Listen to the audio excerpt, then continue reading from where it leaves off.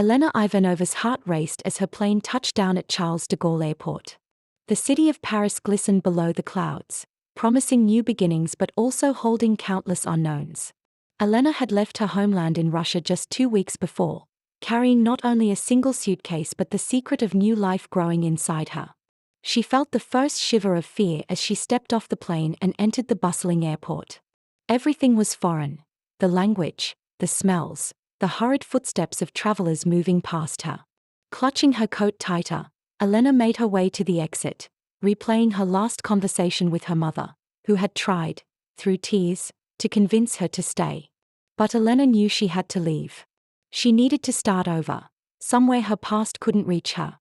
Settling into a tiny rented apartment in Montmartre, Elena barely noticed the peeling paint or leaky faucet. Every morning, she sat by the narrow window, sipping tea, her hand resting on her growing belly. She watched strangers walk by, imagining their lives, wondering if she would ever feel she belonged. Still, the city offered comfort in small ways. The warm croissants from the bakery downstairs, the soft glow of street lamps in the evening, the kindness of Madame Dupont, her elderly neighbor, who sometimes left flowers on Elena's doorstep with a note scribbled in careful handwriting. But just as Elena started to believe she could build a peaceful, new life, she found a strange envelope waiting on her kitchen table one rainy afternoon. The handwriting was unfamiliar, and her heart stilled with sudden anxiety. She wasn't expecting any mail, no one here knew her yet. With trembling hands, Elena opened the envelope. Inside, she found nothing but a single torn photograph and a scrap of paper with 3 words in Russian: "You are found." Elena stared at the message, a chill rushing down her spine. Was her past chasing her, even in this new city? The walls of the tiny apartment seemed to close in.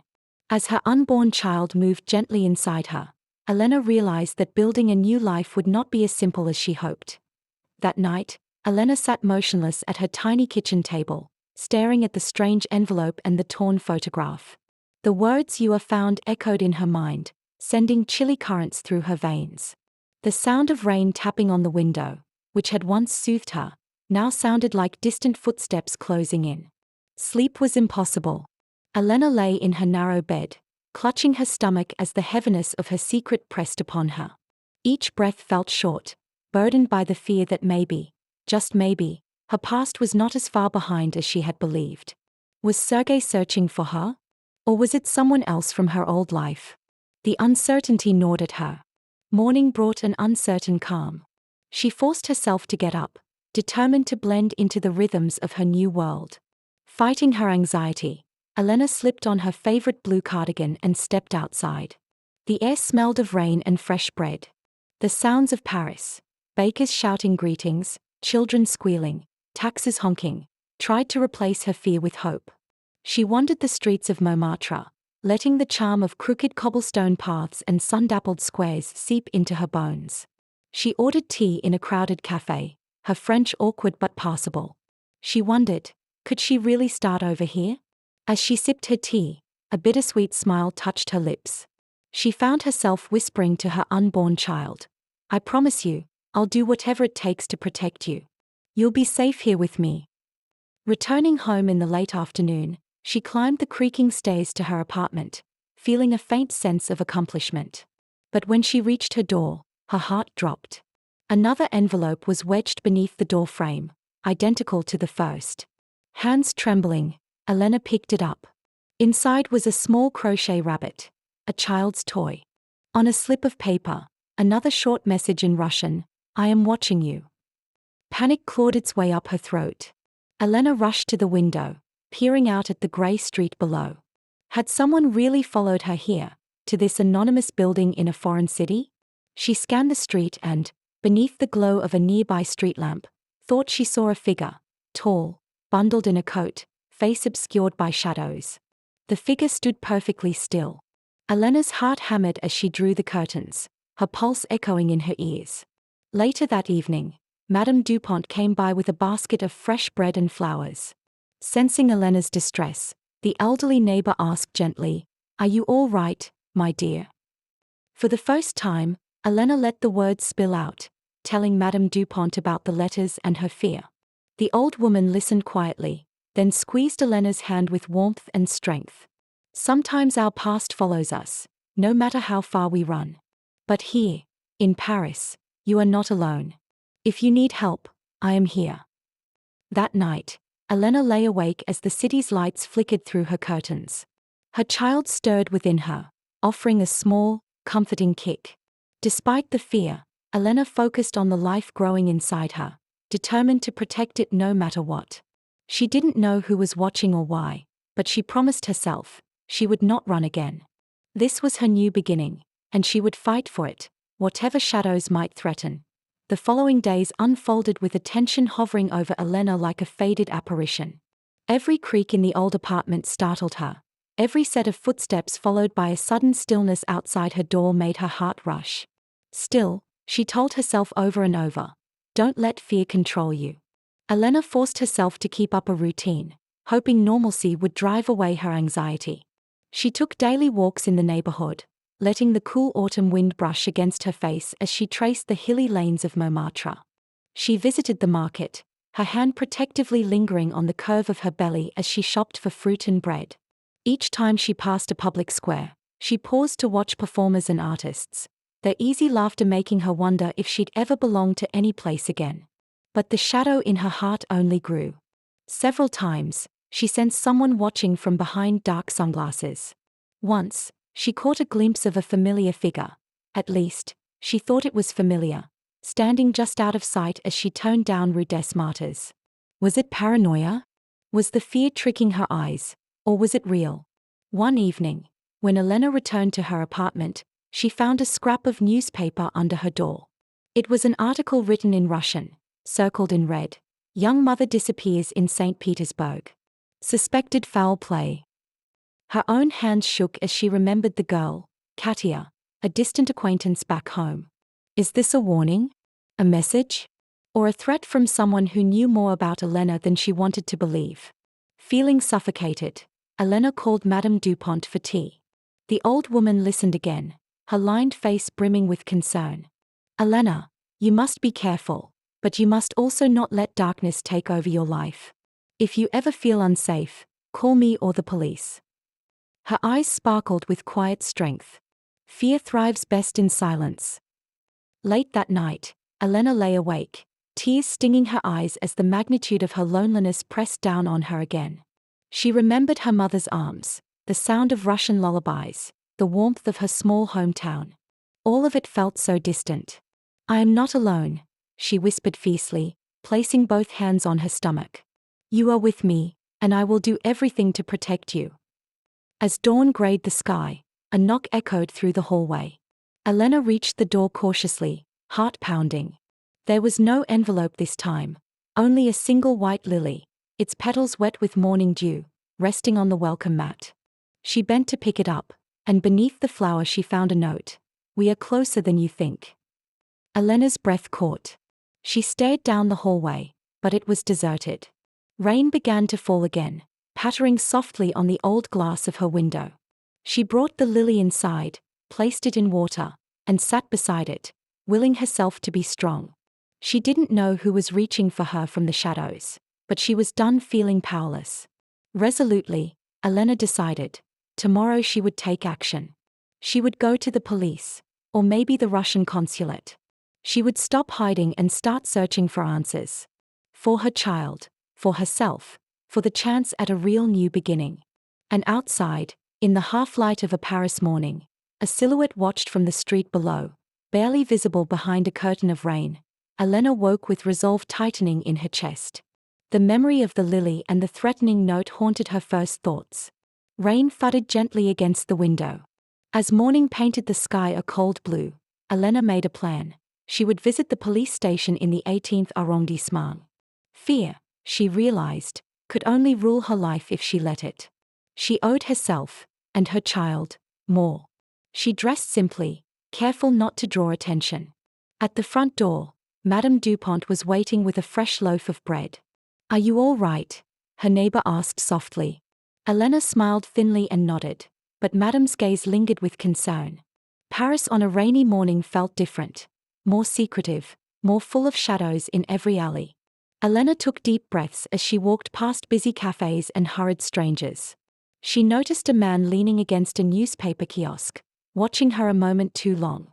Was it her imagination, or was he following her?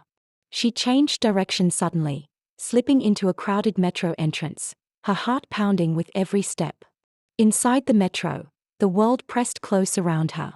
In Paris, she remembered, pickpockets and small-time thieves thrived in the confusion, pushing, jostling, pretending to be fellow commuters. Elena clutched her bag tightly. For a moment, she wondered if the crush and grab tactic, so infamous in the metro, could be a cover for something more sinister. Was someone using the chaos to keep tabs on her?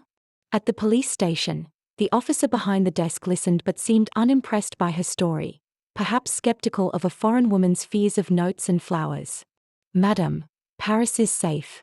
But you must watch for pickpockets and don't trust strangers," he advised, dismissively waving her away after taking her details. Elena left with a sour taste in her mouth, feeling invisible and unprotected.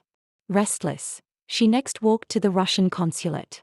There, a sympathetic secretary took her far more seriously. "Sometimes, those who want to scare us use the city's confusion to hide," the woman confided, lowering her voice. She promised to call Elena later if she heard anything unusual and offered the number for a Russian-speaking therapist in Paris. The gesture, while small, gave Elena strength. On the return journey, Elena felt a familiar unease. People brushed too close in the crowd, too many strangers, too many hands, all the faces blurring together. At the edge of Place Pigalle, someone bumped her shoulder hard enough to make her stumble. Instinctively, she pressed a protective hand to her belly, but her purse was still there, untouched. Another scare, or something more? Back in the apartment, night descended quickly. Elena checked every lock twice, staring out the window at the glistening streets and the uncertain figures moving below. She made her favorite Russian tea, holding the warm cup in both hands as if she could absorb strength from the ritual. Sleep came in fragments, broken by visions of faceless followers and echoing footsteps. Yet, beneath her fear, something hardened, the knowledge that she would not give up this new life, or the little soul growing inside her. Paris was full of secrets and dangers, yes, but just as it was hiding the ones who hunted her, it might also hide the strength she needed to survive. As dawn crept in, Elena felt her child's first strong kick, a reminder that even in a city of shadows, hope could grow. The next day, the city buzzed with anticipation for the coming weekend. Street musicians filled Montmartre's air with music, painters splashed life onto their canvases, and the smell of fresh pastries blended with the cool breeze. But for Elena, each color and sound seemed distant, dulled by worry and sleeplessness. She checked her phone every hour, hoping for news from the consulate, but nothing arrived. Madame Dupont visited with homemade soup, insisting Elena eat and rest, but neither food nor kindness could fill the hollow fear that had carved itself inside her. Still, Elena tried to root herself in simple joys: a soft scarf for her baby, a warm croissant from the bakery, the sight of autumn leaves swirling in the courtyard. These little acts grounded her, and she whispered daily promises to her unborn child: "I will keep you safe." That evening, as dusk wrapped the city in violet shadows, Elena noticed a handwritten note slipped beneath her apartment door. This time, it wasn't Russian. The cramped, slanted English letters read, "Meet me at midnight. Parc des Buttes-Chaumont. Answers." Her hands shook as she held the note. Was it a trap? A threat? Or the chance to end this torment? She paced for hours, torn between dread and hope. By nightfall, a raw, defiant courage had taken hold. She wrote a quick message to Madame Dupont: "Just in case. If I'm not back by morning, call the police, park near Buttes-Chaumont." Before leaving, Elena grabbed her thickest coat and tucked her phone, ID, and a photo of her old life into her pocket. On the dark streets, Paris felt colder than ever, every alley alive with possibility and peril. The park gates loomed ahead, ancient trees silhouetted against the pale glow of clouded moonlight. Inside the park, every rustle sent her nerves sparking. She moved slowly, sticking to the main path, eyes searching for movement. At the edge of a small lake, she saw him, a stranger in a grey overcoat, hands buried deep in his pockets. He was tall, with a face sharp in the moonlight, but his eyes looked tired, almost kind. When Elena hesitated, he spoke softly, his accent unmistakably Russian. "You don't know me, but I know about you." He paused, as if weighing every word. "I was sent by someone who cares. You are not safe, Elena. The man who hurt you before, the one you ran from, he has contacts in Paris. He knows you are here." Her chest tightened. "Who are you?" she whispered. "Why are you helping me?" He glanced over his shoulder, as if they, too, were being watched. "My name is Anton. I worked for Sergei, but I left when I saw what he did. I owe a debt. Others are looking for you, but I can help, if you trust me." He reached into his pocket and produced the torn photograph from the original envelope. "There is more to this picture than you realize. Meet me here tomorrow with any questions you have. Please, be careful." Elena's heart thundered. She stammered a thank you and hurried back through the silent park, nerves frazzled but spirit burning with determination. The conspiracy was real, and so was her hope for answers. For the first time since arriving in Paris, she felt the faint pulse of possibility. Back in her apartment, surrounded by the city's timeless night, Elena held her belly and whispered another promise to her baby. "I am not alone anymore. I will not let anyone take our future." Tomorrow, she would return to the park. Tomorrow, maybe, the truth could begin. Elena hardly slept that night, replaying the encounter with Anton in her mind again and again. His warning haunted her. Sergei was closer than she thought, with connections snaking through the city. But there was another side to this. Anton. Could she really trust him? Or was this another trap? At dawn, the city was rain-washed and quiet. Elena prepared herself for the day, nerves tingling, her thoughts racing. She tucked the photograph into her coat and set out toward Parc des Buttes-Chaumont, using discreet routes and glancing over her shoulder at every turn. When she arrived, Anton was already there, leaning on a bench beneath a chestnut tree. He greeted her with a tense nod. "I promised answers," Anton said, voice low. He pointed to the photograph Elena had brought. "Look at the background, Elena. That cafe, do you remember it?" Elena squinted. She recognized the tiny, ivy-wrapped cafe in Montmartre. She had visited only once, on her first weekend in Paris. Had someone been watching her, documenting her every move from the very beginning? A cold chill slid down her spine. Anton continued, "You weren't just running from Sergei. You were a witness. Months ago, you saw something that Sergei's group did not want anyone to know about. That's why you're being watched. That's why the threats began." The revelation crashed over Elena like a wave. She remembered now, the night in St. Petersburg, the flash of headlights, the raised voices near the car outside her old apartment. She had thought it unimportant, just another argument in the Russian night. But perhaps she had seen too much. "Paris police can help you," Anton said. "But you have to trust them. There's an official process. They take threats and stalking seriously now, after what happened with that football player last month. There is an investigation unit for such cases. But you have to give them every detail, every note, every memory. No more hiding." Elena was silent for a long moment. The idea of making her story public, of involving the authorities, felt terrifying. But hiding had only brought more danger. She thought of her baby, of the future.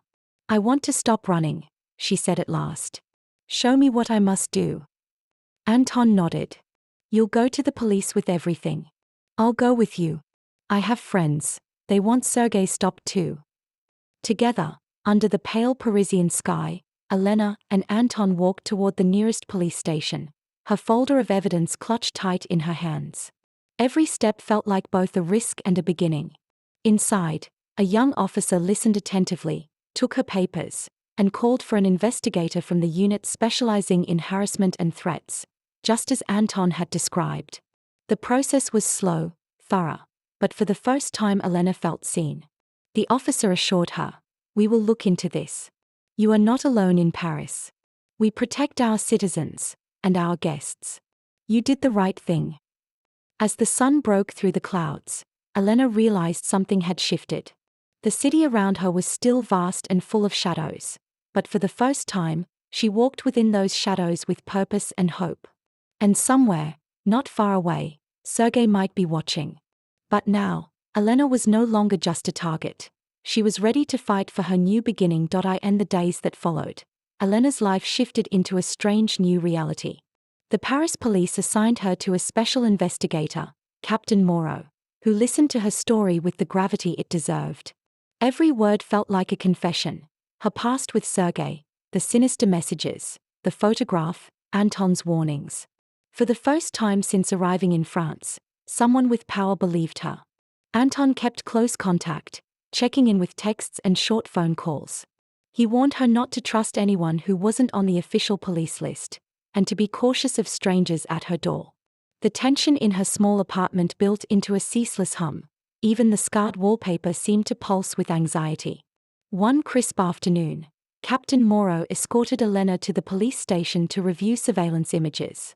The grainy footage revealed a shadowy figure near her building, tall, broad-shouldered, watching her entrance late at night. It was enough for Moreau to assign a patrol to her street, and he encouraged Elena to vary her daily routines and inform the station of any suspicious contact. Despite these measures, Sergei's shadow felt closer than ever. Elena's nights grew restless, short bursts of sleep broken by vivid dreams, moonlit chases along the Seine, faceless pursues hidden in the crowd, her unborn child's cries muffled by the roar of the metro. The city had begun to close in around her. At times, she wondered if she was right to have fled Russia at all. Yet with each passing day, Elena's resolve grew stronger. The small gestures of resistance, choosing her own path through the city, answering the investigators' questions, standing tall when she might once have cowered, turned her fear into a slow-burning courage. Madame Dupont visited each morning with fresh bread, watching over Elena like a discreet guardian angel. One night, just as she was settling into bed, Elena's phone vibrated. A new message appeared. This time there was no threat, only a single photograph, the door of her apartment, taken from directly outside. Below, a single line in Russian, "You can never hide." Terrified, Elena quickly called Captain Moreau, who reassured her that the patrol would remain and they were working on tracing the sender. But after the call, Elena realized something profound. She could wait and hide, or she could take back control, for herself and for her child. She sat at her kitchen table, hands trembling, and began to write. She wrote her entire story, from St. Petersburg to Paris, every detail she remembered, every warning and coded threat. When she finished, she sent copies to Captain Moreau, Anton, and, cautiously, to the Russian consulate. By the end, her fear was shaped into something solid: hope and determination. The next morning, as police patrolled her street and sunlight crept through her window, Elena placed her hand on her belly and smiled. "We are not prey," she whispered. "We are survivors. And no matter how hard they try, they will not take that away from us." But just as hope surged inside her, Elena heard movement outside her door, a soft knock, barely audible. Holding her breath, she stood up, uncertain if this would be the day everything changed. The knock at the door echoed like thunder in Elena's ears. For a long moment, she stood frozen, heart pounding in her throat, torn between opening the door and hiding in the bathroom. Every sense urged caution, but her hand moved on its own, reaching out to the handle. "Elena." It was Madame Dupont's quivering voice, muffled but familiar. Relief nearly made her knees buckle. She opened the door, letting her neighbor slip inside. "There are men in dark coats outside. I saw them watching the building. I worry for you, child." The old woman, always so reserved, looked more frail than ever, but her concern gave Elena strength. Together, they pressed their backs to the wall, listening for the sound of footsteps. "The police patrol is outside, too," Madame whispered. "But these men, they wait. Like wolves." Elena nodded and quietly texted Captain Moreau, who replied within moments, "Stay inside. We are coming up." The next 30 minutes stretched into eternity. Elena sat at the kitchen table with Madame Dupont, every muscle tensed, her mind racing through escape plans, all while fighting the urge to panic. Her baby, as if sensing the tension, twisted sharply inside her. Elena breathed deeply. She would not let fear rule her. Not now, not ever again. Sirens finally sliced through the slow morning, followed by hurried voices and boots on the stairs. The police burst through the door, their presence filling the small apartment with sudden energy. Captain Moro himself knelt in front of Elena, reassuring her. "You're safe. We are here." The police apprehended two men near the entrance. One matched the figure from surveillance footage.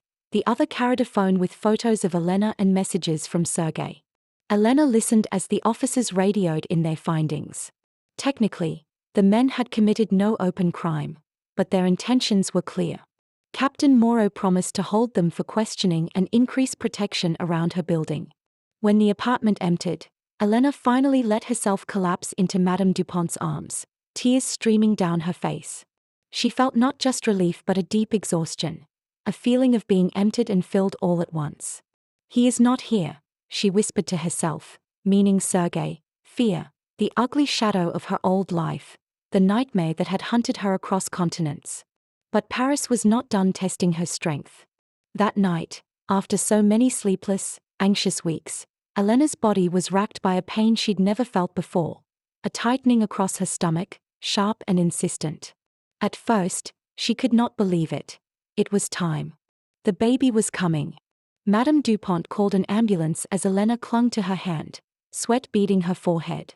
The sirens came again, this time for life, not danger. The paramedics spoke soft encouragement as they wheeled Elena into the night, her eyes fixed on the flickering streetlights above.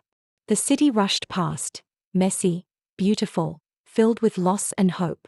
In the chaos of the hospital, a place of birth, pain, and possibility, Elena focused only on her child. She bore the contractions like she had borne fear and uncertainty, each one a wave she survived. She remembered every promise she'd made, every moment she'd resisted giving up. Hours later, exhausted and trembling, she finally heard the first cry, a sound so powerful, it seemed to fill every dark space she'd carried inside her for months. They placed her daughter in her arms, a tiny, perfect life, crying, beautiful, fiercely alive. Elena sobbed and laughed at once, kissing the crown of soft hair. "Anna," she whispered, "I have waited so long for you. You are safe. You are free." Word came from the police that morning. Thanks to Elena's courage and Anton's help, the investigation moved swiftly. Sergei's network in Paris was uncovered, his men deported, and several new witnesses had come forward. Anton visited briefly, standing at the window in the early light, his face shadowed but his eyes full of gratitude and relief. "You saved yourself," he told Elena. "And you saved others, too." As summer grew long in Paris, Elena's life settled into a new kind of normal. She and Anna walked the winding streets hand in hand, the city now belonging to them, a place of possibility, not peril. Madame Dupont became family, Anna's honorary grandmother, and Anton wrote often with news from his new life. Elena sometimes still felt the ghosts of old fear, but they faded quickly beneath the joys of motherhood, a soft hand gripping her finger, the laughter of her daughter echoing in the parks, the warmth of community that had once seemed impossible. In a city of strangers, Elena had found a home. She had learned, through darkness and danger, that courage is not the absence of fear but the will to face it, again and again, for those you love. And as dawn broke over the Paris rooftops, Elena Ivanova watched her daughter sleep and knew at last that both of them were truly free.